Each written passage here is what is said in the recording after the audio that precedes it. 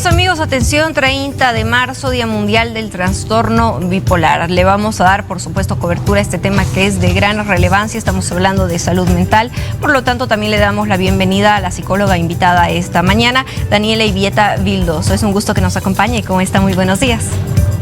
Querida Diana, ¿cómo estamos? Buenos días. Para mí un tremendo placer y gusto poder acompañarlos nuevamente en esta casa familia que es PAT. Daniela, comencemos por favor con la entrevista. ¿Qué es el trastorno bipolar y en qué casos también se presenta? Bueno, realmente hoy en día se ha estigmatizado de sobremanera el concepto, vamos a decir, la terminología.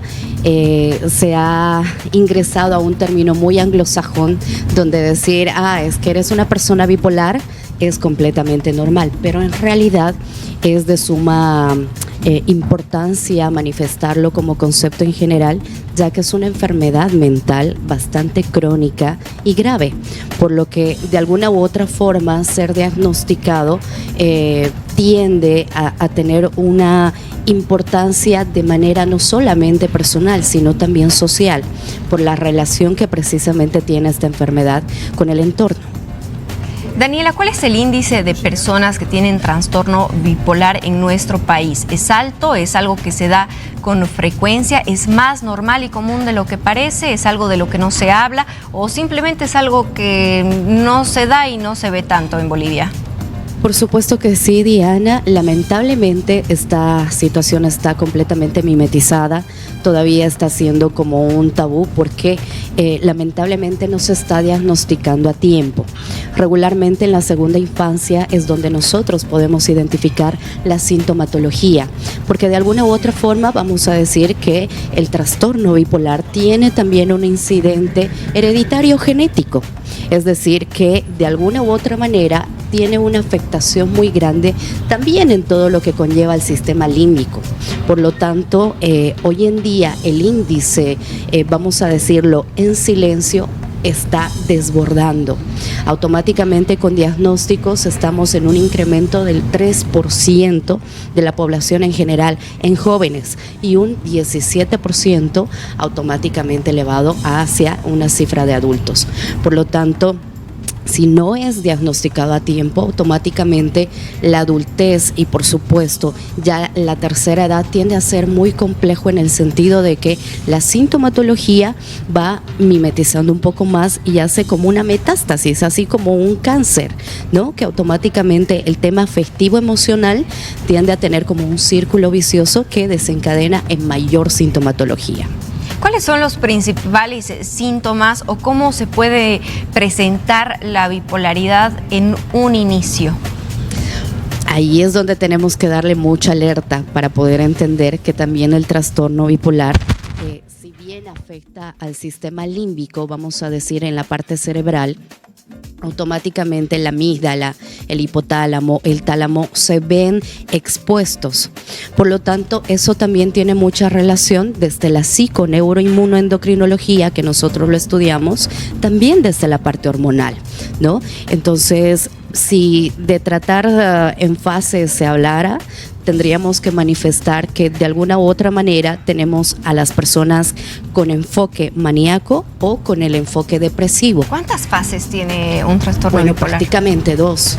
Si esas 2 son impedidas, automáticamente ya elevamos el nivel y el grado del trastorno bipolar, que por supuesto es muy preocupante, ¿no? Porque tenemos el tipo 1, el tipo 2 y la ciclotimia. La ciclotimia vamos a decir que es la menor, que es ahí donde nosotros debemos identificar esos cambios de humor, de la euforia automáticamente aquello que es muy bajo emocionalmente, a esa etapa de tristeza, llanto, enojo, irritación, rabia, que ese es el factor común denominador del trastorno bipolar, precisamente este cambio, vamos a decirlo, de polarización muy afectiva. Brusco. ¿Cuáles serían esas señales para, como tú dices, está muy utilizado hoy en día, es que es bipolar, eres bipolar, soy bipolar?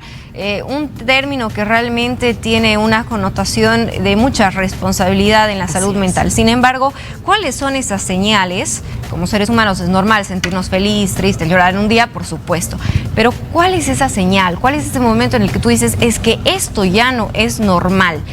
¿En qué momento pasa de emociones regulares y normales de un ser humano a la bipolaridad? Es decir, es que ya es una bipolaridad, ¿no? Totalmente. O con cuáles exámenes o test son los que se utilizan también los profesionales de salud mental para poder llegar a decir que es un tema de bipolaridad. Las alteraciones y los cambios bruscos son fundamentales de identificar, ¿no? Regularmente hablamos de que las emociones pueden manifestarse hasta 18 emociones en el día, pero cuando eso ya no es controlado, ya se sale de mi control emocional, mental, incluso corporal, porque empiezo a sintomatizar con sudores, con escalofríos, etcétera. Allí es donde debo de encender el foquito de alerta, por una parte. Por otra parte, también la alimentación. Es muy importante cuando subimos de peso y también bajamos, ¿no? Esa volubilidad que hay de alguna forma también afecta. ¿Por qué? Porque estamos hablando de que cuando nosotros tenemos una conducta de manía, ¿sí? O una hipomanía, que es mucho más fuerte en la sintomatología afectiva emocional, automáticamente es un exceso de serotonina que nosotros tenemos. Para que la gente lo entienda en palabras fáciles y sencillas, ¿a qué hace referencia una hipomanía? Y también, si el término es correcto al decir que viven las emociones mucho más desbordadas flor de piel, que una persona, por ejemplo, regular. Precisamente la hipersensibilidad emocional. La hipotimia tiene incluso un rasgo mucho más reactivo, ¿no? Algo que probablemente a mí me puede afectar, probablemente a ti con un trastorno bipolar puede afectarte el triple en la velocidad, en el tiempo y por supuesto en la asistencia de cómo yo permito que me afecte o no me afecte alguna situación. Lo que está pasando hoy en día con el tema del combustible, que es un tema coyuntural. Lo que conversábamos, se está generando una psicosis social que las personas que tienen algún tipo de hipotimia o clitomanía automáticamente se enfurecen, entran en un enojo muy fuerte. Claro, luego quieren golpear a toda la gente. Exacto, no tienen ese autocontrol. Es algo que se manifiesta de manera biopsicosocial, ¿no? Y obviamente, como hablamos del tema hormonal, la serotonina y la dopamina también tienen que ser controladas y reguladas por un endocrino, vamos a decirlo, por especialistas que realmente puedan determinar en qué medida, en qué tipo y por supuesto realizar un buen diagnóstico para que no se pueda quebrantar otro erróneo. Daniela, las personas con bipolaridad pueden tener una vida normal, regular, es decir, ir al trabajo, salir con los amigos. ¿Cuáles son los cuidados que deben tener? ¿Cuál es el tratamiento también correspondiente? Aprovecho para hacer esas preguntas todas juntas porque el tiempo en televisión es cortito. Yo sé que sí, Diana.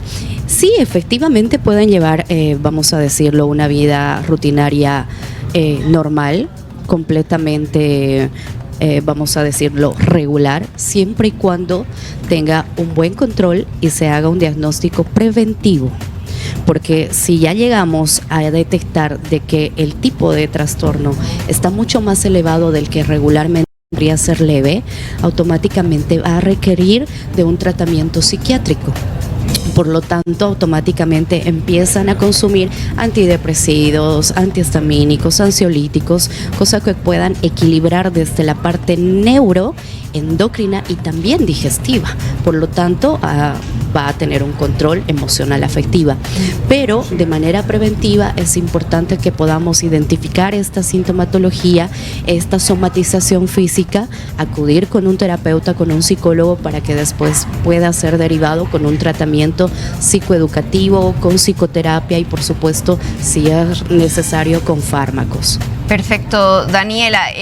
También tenemos nuestro número de teléfono disponible y una de las preguntas que llega es: ¿las mujeres o los hombres son más propensos a la bipolaridad? Pues ambos. Ambos. No hay una diferencia de género, ambos estamos propensos y de hecho también, si bien puede ser hereditario, genético, también se puede desencadenar y desarrollar con el paso del tiempo, con un exceso de estrés, con un exceso de alguna situación traumática, algún duelo no sanado, etcétera. Perfecto. Muchas gracias por habernos acompañado, Daniela, por hablarnos de este tema tan importante. Por favor, ¿cuál es el número de teléfono? ¿Cómo estás en las redes sociales? Por supuesto, para todas las personas que necesitan ayuda y apoyo psicológico. Y también las áreas en las que te especializas, porque, bueno, son bastantes y, por supuesto, también fundamentales.